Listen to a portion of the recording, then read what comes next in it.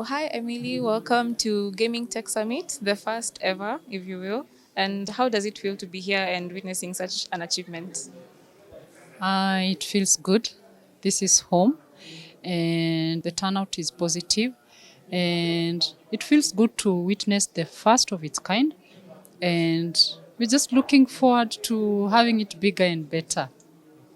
Agree with you on that. Speaking of bigger and better, do you feel like with such events such as the Gaming Tech Summit, Sigma World, and Ice London, and all that, do you feel like we should have the need for more inclusion? Because most of the times we find ourselves prioritizing regulators and operators, and we forget that that engine also has other parts that are also vital, such as gaming providers and payments and the likes. Yes, we would like to see more people coming on board to share the insights. For example, we are in Kenya here and we're missing some of the payment service providers. We're missing M-Pesa. M-Pesa is huge. I hear it being mentioned outside, and it would have been so good to have the M-Pesa guys here. They share their uh, way of doing things. They need to share their KYC as well. We hear problems with KYC coming on, okay, problems with fraud, and they majorly go to the payment service providers. So it would have been good to have them here so they can share their side of the story because we just hear from the operators, from the game providers, and we don't hear from the other side.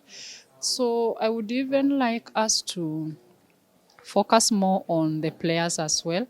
I look forward to having a day or having a panel of players actually speaking for themselves. You know, we hear a lot about them, we hear what they like to play.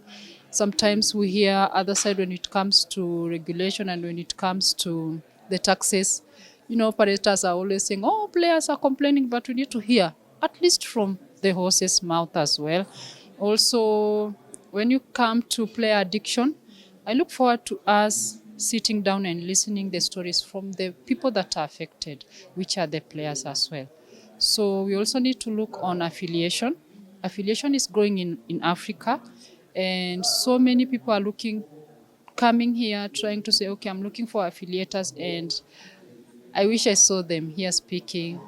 I mean, they are so huge. They are bringing businesses to the operators as well. They have so much information, especially on data. So I hope next year we'll have more industry players on the panels. So I surely hope our event organizers, local and both international, have heard some of the positive feedback you guys are giving. Inclusion is really important, especially in a growing industry such as this. And speaking of growing industry, what are some of the challenges you feel as gaming providers that you mostly face and they're not really being addressed? I would say currently the largest challenge is regulation, whereby you need to be certified in a certain region for you to sell your game there, and you'll find different regions have different regulation rules, and it's expensive as well. So there's a challenge on having different regulatory roles and bodies. So it would have been so good if all the regulators in Africa could sit down, they come up with a centralized way of regulation so that when we get certified, let's say in Kenya, we are able to do business in Nigeria. And also another problem is innovation. Players are so clever. They are catching up with everything so quickly. They are hungry for new games in the market. So you come up with something today, if you're not quick to act upon it and present it to the market, tomorrow you're not there. I think Yes. that all boils down to inclusivity and always being able to listen to each party within the gaming industry as much as we're all chasing specific interests and different interests. Speaking of which, how are you able as gaming providers to balance innovating and as well as satisfying your customers and ensuring they're still interested with the products you guys deliver? We look at the practicality of the project. Of course, it's a business. So we take more research. We see, okay, this is picking up.